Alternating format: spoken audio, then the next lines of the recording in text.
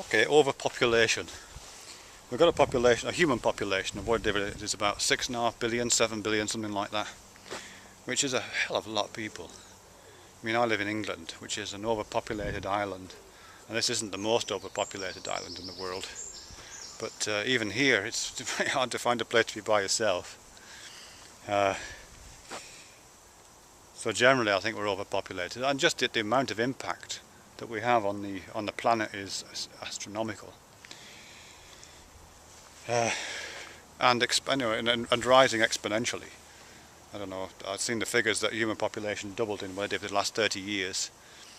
And prior to that, it took 60 years to double before that, and I don't know, a few hundred years to double before that. So it's doubling exponentially. And I know there are factors in place which are reducing that doubling, you know, as nations get richer apparently, and move away from cultures which are driven by around the idea of families and tribes towards state societies. Populations tend to go down, or population growth tends to slow at least. Even then, you know, it's not going to stop, and it's certainly not going to start reducing in the short term, unless something very dramatic happens. So we'll probably, even if everything goes really well, you know what I mean, and all the nations on the earth get wealthy enough to provide their citizens with the kind of support networks they need, so that they don't need to rely on having lots of children to provide support networks. Even if that's put into place, we'll probably still max out at around 10 billion, maybe a bit more, which is far too many, and unsustainably too many, I think, and irritating, actually. I just think it'd be nicer if there was less people, a less comfortably human world, I think, would be good. So then the question about what number it is. I've been reading about this guy in Finland. Somebody pointed him to me. It was really interesting. Kind of deep ecologist bloke in his 70s who lives this really ascetic, simple lifestyle on his own in rural Finland, and grows his own food, and he's completely against all kinds of technology and all those kind of things. And he's very serious about it. The figure he puts on it is about 5 million. He says we're the kinds of species which would work very well if we had a niche, an ecological niche, which would just support about 5 million people, not billion, 5 million.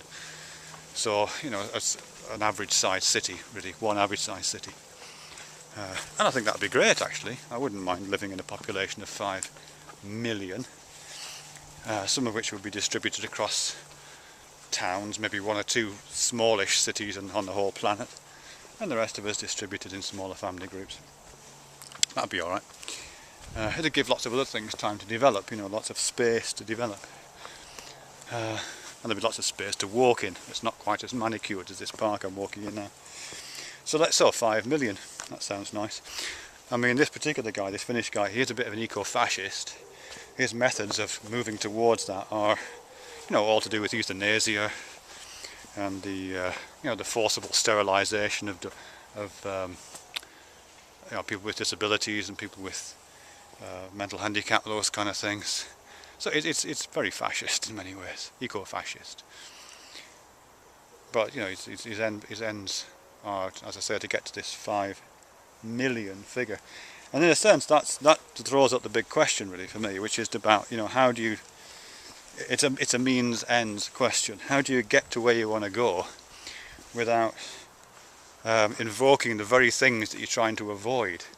You know, if we're trying to get to a smaller population because a population of 10 billion is horrific, and if the only way to get to that population of 5 million is by going through processes which are even more horrific, like the mass cullings of large numbers of people in hospitals, or forcible sterilizations, the introduction of a police state to monitor this system, the raids on people's homes, taking their children away and killing them. That's the kind of state you'd have to put into place to follow that kind of process, possibly. Then would it be worth it? You know, it's an ends means equation. So that's a really important concern, I think. Yeah, I think that's all I'll say right now, because I'm trying to think of an alternative strategy for reducing living populations, which doesn't involve the institution of a police state and all of those trappings of that, in which the the means of achieving low populations are so horrific that it's just not worth doing. You might as well just put up with large numbers of people.